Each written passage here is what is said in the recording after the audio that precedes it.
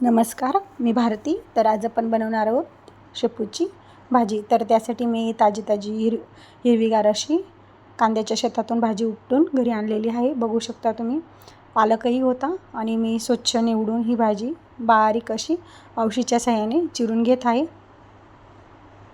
सर्व भाजी मी चिरून घेतलेली आहे आणि आता मी स्वच्छ पाण्याने धुवून घेत आहे भाजी. तुम्ही चिरण्याआधीही धुवू शकता. भाजी स्वच्छ धुवून झालेली आहे आणि भाजीला फोडणी देण्यासाठी मी गॅसवर कढई गरम करत ठेवलेली आहे. कढई गरम करून त्यात तेल घालून घेतलं आहे मी.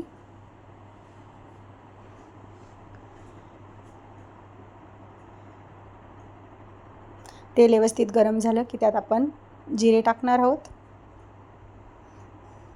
जिरे व्यवस्थित तडतडल्यानंतर मी एक मोठी गड्डी लसणाची आणि 3-4 हिरव्या मिरच्या तिखट चवी इतक्या खलबत्त्यात ठेचून घेतलेल्या आहेत आणि तेही व्यवस्थित तेलामध्ये आपल्याला परतून घ्यायचे आहे. आणि मीठ मी आधीच टाकलेलं आहे चवीपुरतं. भाजी ही आधी शिजण्याच्या आधी जास्त दिसते, नंतर ती खूप शिजल्यानंतर कमी प्रमाणात होते, म्हणून कमीचंच मीठ टाकलेलं आहे. मी बेताचंच मीठ टाकलेलं आहे. आणि आता मी भाजीतील पूर्ण पाणी निथळून भाजी या फोडणीमध्ये टाकून घेतलेली आहे. फोडणीत मीठ टाकल्यामुळे भाजीला व्यवस्थित असं मीठ लागतं, व्यवस्थित अशी आपली भाजी शिजली जाते. सर्व भाजी मी पाणी निथळून घालून घेतलेली आहे आणि आता व्यवस्थित अशी फोडणीमध्ये मिक्स अशी होईपर्यंत परतून घेणार आहे. सर्व भाजी मी व्यवस्थित अशी परतून घेत आहे. भाजीचा रंग बदलेपर्यंत मी व्यवस्थित अशी परतून घेतलेली आहे आणि आपल्या भाजीची क्वांटिटी पण कमी झालेली आहे. आता झाकण ठेवून आपण 3-4 मिनिटांसाठी शिजवून घेणार आहोत. 3-4 मिनिटांनी मी पूर्ण झाकण ठेवून शिजवून घेतलेली भाजी, त्यावरील झाकण काढल्यानंतर भाजीला पाणी सुटलेलं आहे. भाजी अजून आपण व्यवस्थित अशी शिजवून घेणार आहोत.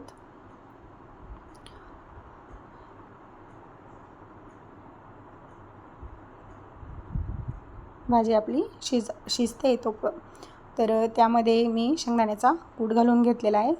शेंगदाण्याचा कूट मी जास्त बारीक न करता जाड बारीक असा केलेला आहे आणि शेंगदाण्याचा कूट घालूनही भाजी व्यवस्थित अशी आपण परतून घ्यायची आहे.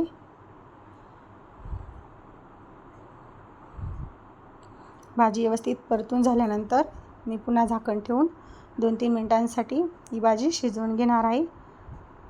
त्यानंतर झाकण काढल्यानंतर आपली भाजी भरपूर प्रमाणात शिजली की नाही हे बघणार आहोत. भरपूर प्रमाणात कमी झालेली आहे म्हणजे आणि शिजल्यानं तिचे भाजीतील असं देठ आपण काढून बघणार आहोत. तर बोटाच्या साहाय्याने व्यवस्थित असं चेपले गेले की आपली भाजी तयार झाली असं समजायचं.